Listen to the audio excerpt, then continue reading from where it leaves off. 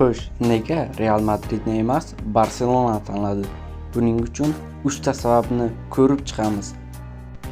Birinchi sabab Barselona futbol uslubi.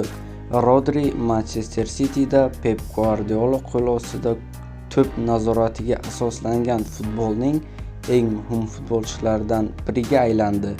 Uning asosiy kuchli tomonlari to'pni yaxshi nazorat qilish, aniq pas berish, o'yinni markazdan boshqarish va hujumlarni boshlash. Barselona futbol falsafasi ham aynan shu jihatlar juda muhim.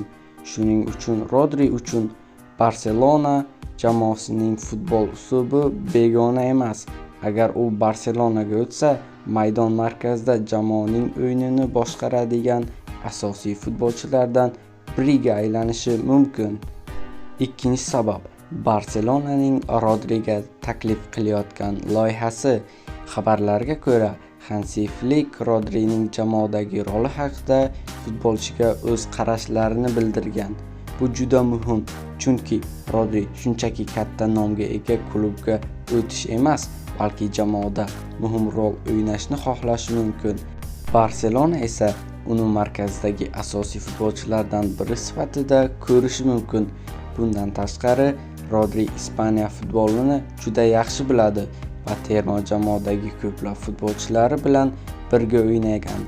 Demak, Barselonaga moslashish uning uchun nisbatan osonroq bo'lishi mumkin. Uchinchi sabab shaxsiy omillar va Real Madridning pozitsiyasi. Rodri Ispaniyada tug'ilgan va uning mamlakatga qaytishi oilaviy tomondan ham qulay bo'lishi mumkin.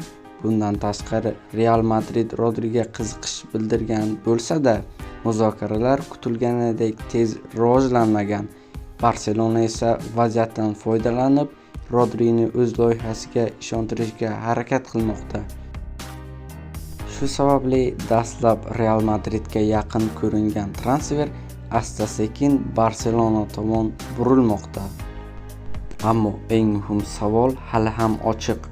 Rodri haqiqatdan ham Manchester Cityni tark etib Barselona futbolchisiga aylanadimi? Fikringizni kommentariyada bildirib o'ting.